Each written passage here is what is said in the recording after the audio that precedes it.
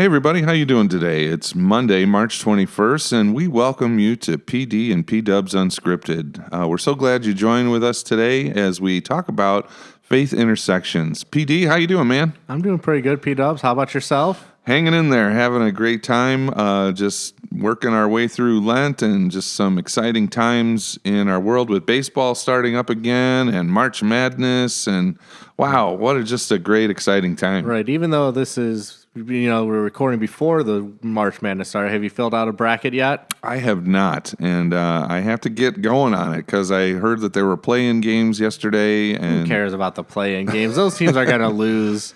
Oh, come on. Someone's going to do an upset somewhere along the way, and it could be one of them. I doubt that one. I have no faith in those play-in teams. No faith in the play-in teams. Yeah, I have to confess I really haven't been following college basketball, so I don't know much, if anything, about the teams this year. I do understand that Loyola is in it, and maybe DePaul. I don't know. I thought I saw their logo on the sports report last night where I was kind of dozing in and out. So yeah, I just know the one podcast I listened to, they did, I was listening to it today, and they had a college basketball guy, and on Monday they had talking, and a lot of their talk was, the big deal is that it's Coach K's last year. He's retiring at the end of the season. Right. So they're talking about Duke, and neither of them really like Duke. So they're like, when would be the best time for Duke to lose? Would it be great to have them lose right away in the first round, or to get to the Sweet 16 and get destroyed?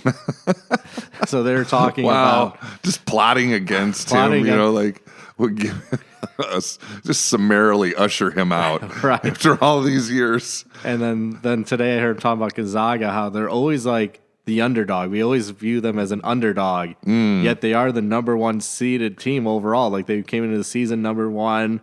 They had the preseason most valuable player, and they have some really tall freshman kid that's really lanky looking.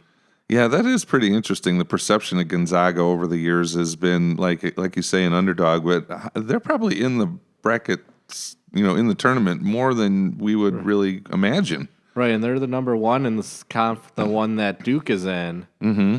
And I'm just opening up this Chet Holmgren kid on Gonzaga to show you. Boy, he's a tall drink of water. But look how skinny he's. Man.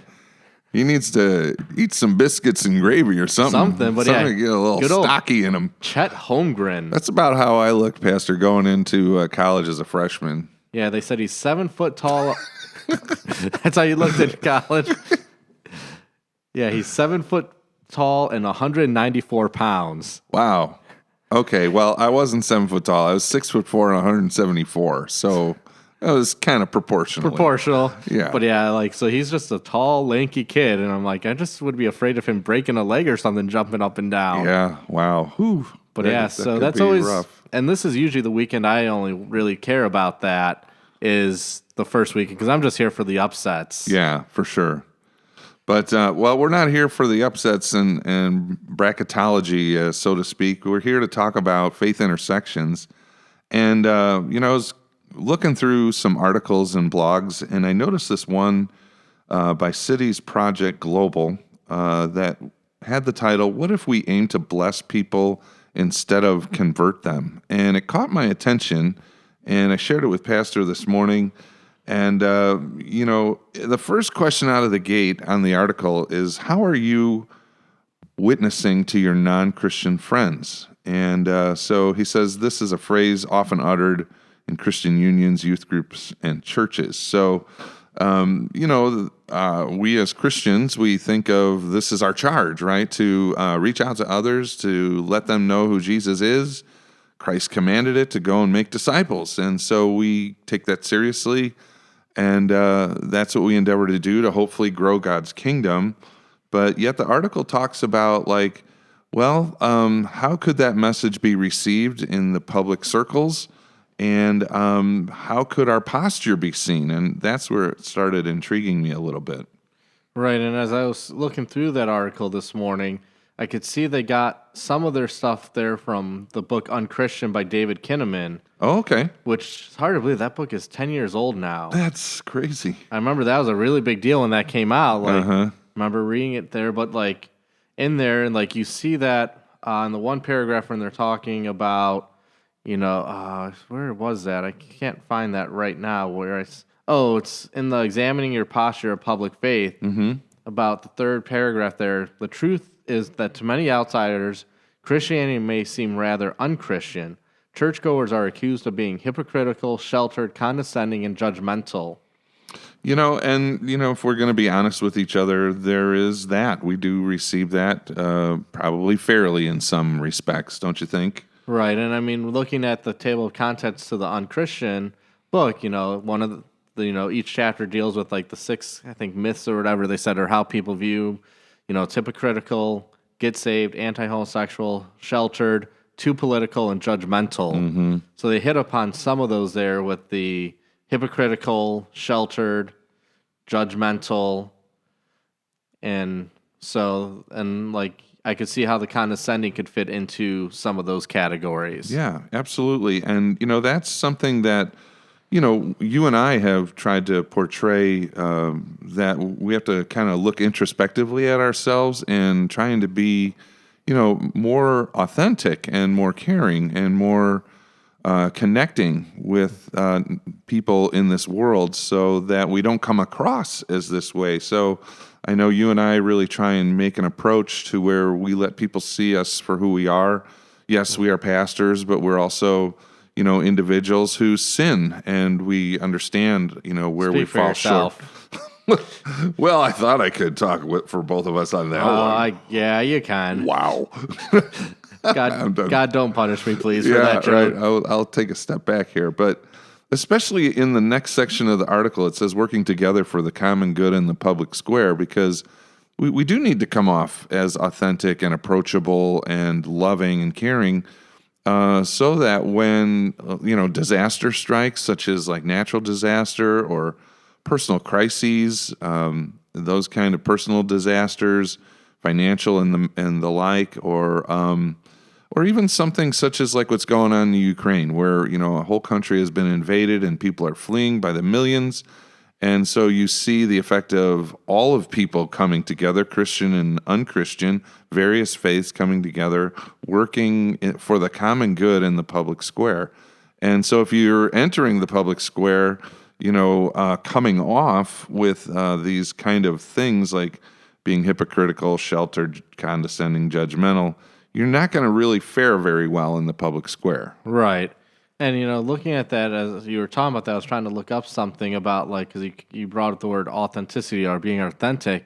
And that is such a huge thing, especially with the younger generations. Yes. To be authentic. And I was just looking up a quote from the books, The Space Between, A Parent's Guide to Teenage Development by Walt Mueller. And kind of how I had it summarized is that teenagers value authenticity and vulnerability in adults.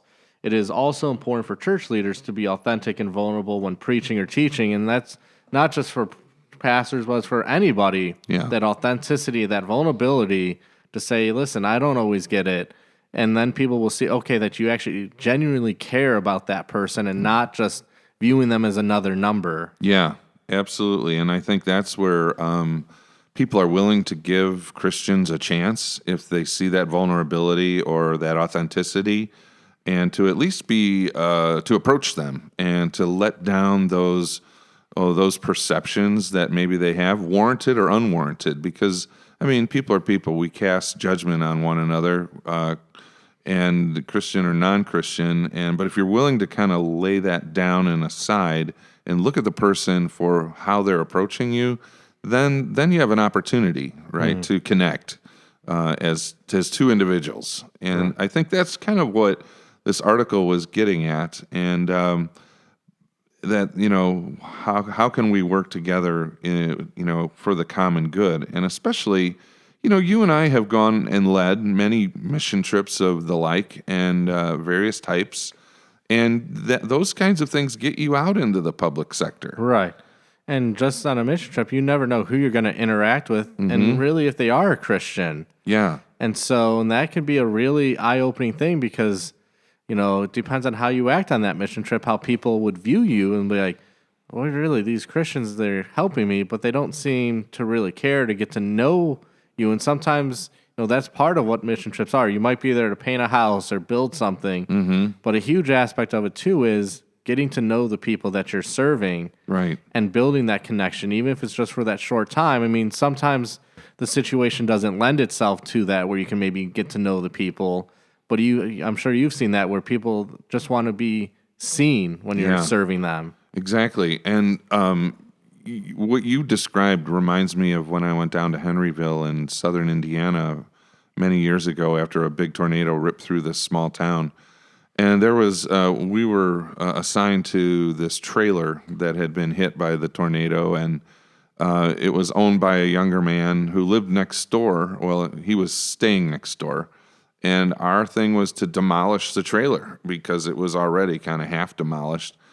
And we send a team in there of teenagers and adults, and we're just going at it and taking things apart. And, he never really came around, but you could kind of see him next door observing us, watching us, assessing us.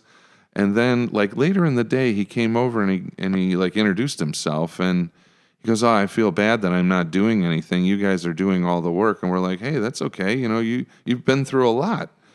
And after he saw the effort that we were willing to do to pick up whatever it was to haul it away, he realized, he said, do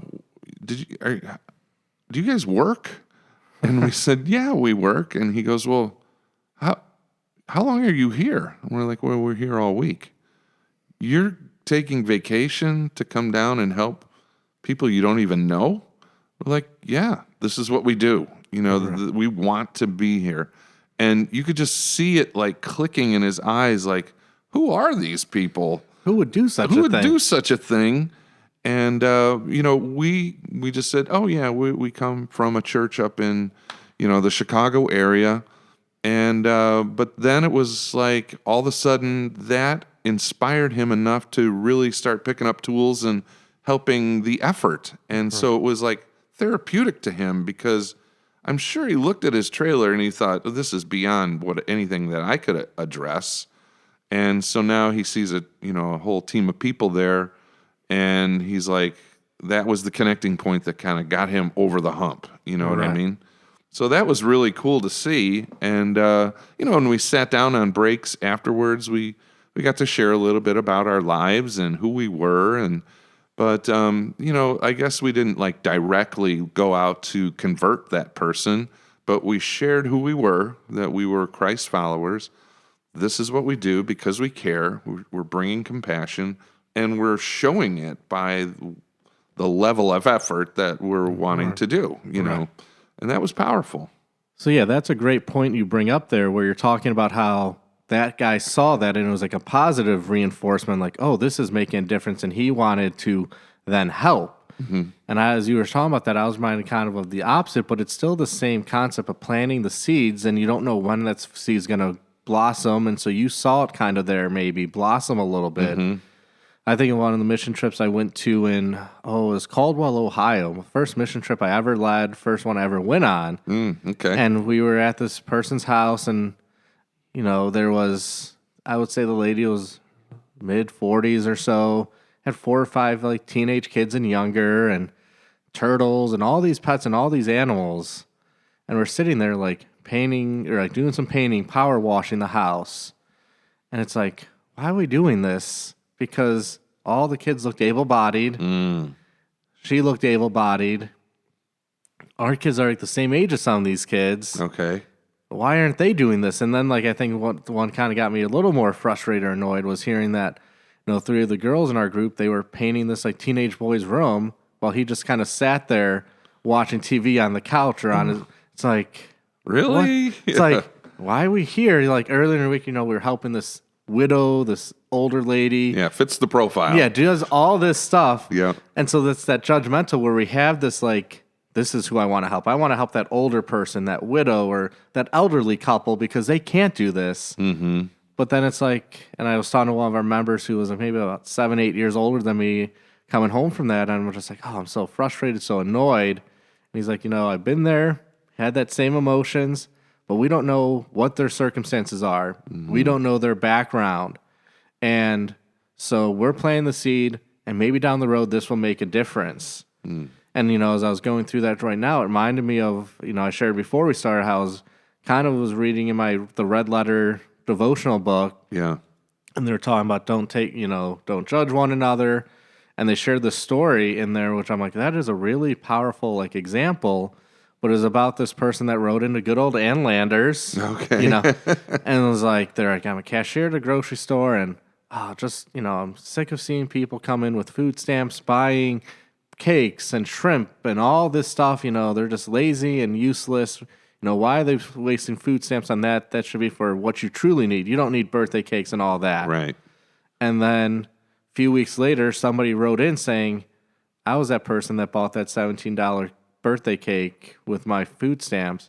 I bought it for my daughter who has maybe a few months to live. So we thought that, we wanted this birthday cake for her because she doesn't have much time left. So we wanted to make this special. Wow. So it's like, Got you right between the eyes there. right. And I was like, that's something kind of like that mission trip story I just shared. It's that same, like, we don't know their background. We think we just see what we see and we make assumptions and our judgments aren't always right. But I was like, what a powerful example. Like, I can kind of even relate to that, like working in a grocery store and seeing people with the food stamps, like, why are you buying all this stuff when, you have maybe financial troubles? Do you really need this? Yeah. Right. And I don't know their background. I would have never wrote into Dear Abby or Ann Landers, whatever one, to voice my frustration. But I thought that was a really great point of like, we don't know. We don't know what's going on in their lives, right? For sure. And I had a similar one just real quick in Michigan where we were cleaning out a garage. It was like an older grandma and her adult grandson was living with her, and he had a bicycle. So we cleaned out the garage thinking, oh, this is how we'll help. And we saw some kind of suspect materials in the garage. But we told the kids, just clean it all out. And there was an alleyway behind. And we put everything outside the garage in the alleyway. And then the grandma said, oh, I have lunch for you. Come on up to the house to eat. So everybody goes inside the house, and we go back after lunch, and the bike is gone. Somebody stole the bike. And so we're like, oh, boy, what have we done? We got to get her grandson, who's an adult, another bike. So we all decided we'll be good Christians. We will pool our money together, and we went and we found and bought another bike. And so we roll up. We wait till he comes back home, and we're like, oh, what a great surprise this is going to be. We're going to bring this guy a brand new bike. And he comes in the front door, and we come out with it, and it's a shiny new bike, and we're like, yeah, man, we're sorry we lost you. Your bike got stolen because of us. Here's a brand new bike. And we were like waiting for this great, like, thank you. What a great, you people are awesome. He barely looked at us, grabbed the bike, and took it right inside the house. And we're all kind of like, what the heck? We went, obviously we got the bike stolen, but he like totally downplayed it. And somebody had a great observation. It's like, there's people in the neighborhood kind of watching and observing. Number one, who are you to get your house taken care of, And so there's judgments coming from the neighbors.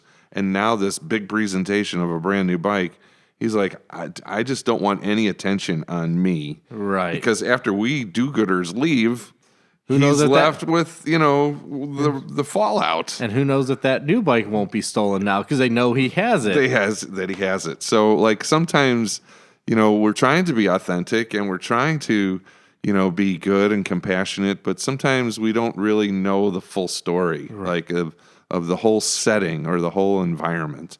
And so that was a learning thing for me too. Who was it? What was the guy that used to? Now you know the rest, and here's the rest of the story. Yep, for sure. As I was reading through this too, like one of the headlines that grabbed me was, "Do you care about what I care about?" And I started thinking about like mission trips, and like you never know who you're going to help if they are Christian, if they're not. Right. Planting the seeds, and like I remember on one mission trip where we were the beneficiaries of somebody, and they weren't even Christian. And so we were driving down from Salem, Illinois, down to New Orleans. Lovely drive, pretty straight shot, And we were just, a lot of scenery, just south of Memphis in Horn Lake, Mississippi. I'll never forget that town, Horn Lake, Mississippi. Great name. Yeah, and so about 4:30 on a Sunday afternoon, one of the tires on the bus, blue, and it was a dual tire bus, so like each tire had two, so we were able to make it to get to a Walmart, and we had our very handy people trying to fix it or look into what they could do. And I was like, okay, we're at Walmart. Let's just go get some of the fried chicken or whatever, eat our meal here, so that way we don't have to stop later and kill even more time because this is going to put us behind schedule. Right. And so we all have our lovely, mission trip shirts on that was, set our church and all what we're doing. And here comes this gentleman's like, what's going on, Because when you see 20 or so people wearing the same shirt in the front of a Walmart, you kind of wonder. Yeah. And we explained what's going on. He's like, oh, well, I've been helped by some Christians before. I'm not a Christian. I want to say he was a Muslim, but I own the Cut and Shine across the street. You guys are more than welcome to stay there, spend the night there if you want. Just lock up when you leave. Wow. And the Cut and Shine, what an amazing place. It was a car detailing, Okay. barber shop, beauty salon, and like barber college all in one. Wow. So, you can shine your car up as you get a cut. Yeah. And it was like, what a nice guy to be able to provide this blessing because we didn't know. And let's be honest, not many places are open at 4:30 in Horn Lake, Mississippi on a Sunday afternoon Right. to fix a bus. Wow. And so we get there, and then it was one of those, okay, we could maybe spend the night here, but the floor is a little dirty.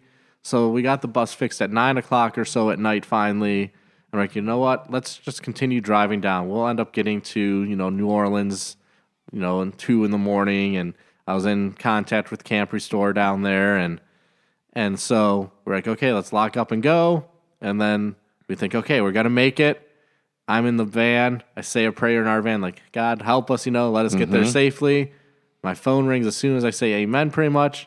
Yeah, the tire just blew again. Oh, no. And so I was like, and we already locked up the Cut and Shine, so then we had to find a hotel in Horn Lake and ended up getting the same guy, I think, came back out to fix the tire, and then we just took off in the morning. But there was somebody, that didn't have the same beliefs as us. Right. But he was providing a blessing to us as a place to stay if we really needed, which would have saved some money because that wasn't part of my budget planning, like hotel for how many hotel rooms that ever was. Oh, for sure. Wow, that's a great story, and it kind of leads into the next section of the article. Is it's titled "Blessing is More Important Than Converting," and I gotta admit, like at first I'm like, oh yeah, blessings are important, but then I'm like, more important than converting, like long range versus short range goals kind of thing. So just hold your thoughts on that, friends. So I'll just kind of share a little bit about that portion. He said in 2007, a particular person went to Thailand to research business as a mission, and its acronym is BAM, Business as Mission. BAM, yeah, enterprises in the cultural context, and he did 128 interviews across 12 BAM enterprises. And here's what he found. He said some businesses were struggling financially, producing minimal mission results, and the common themes were these. They used terms like convert and evangelism. And they kept conversion at the forefront of their goals. The social contribution the business made to the lives of the Thai people was only instrumental in value, and the business itself was only a vehicle for proclaiming the gospel. But then the other side was there were businesses that were flourishing and had tremendous business missional results. And the common themes were these. They used terms like bless, and they held sincere concern for the Thai people, keeping the desire to help their financial, spiritual, and relational aspects of their lives as their primary motivation for operation. Overall, the blessers produced more converts than the converters at a ratio of 48-1. Wow. And that's pretty interesting. So, I look at, the title of that section to me was, I don't know that I align, but I get it. I get that if we lead with trying to bless people, just as this individual in Horn Lake, wherever, in the middle of nowhere, blessed you, Right. Missouri? No, it was Horn Frog? Horn Lake. Horn Lake? I can't remember. Horn Frog. Horn Lake, Horn Frogs, wherever it is, there's a lot of horns.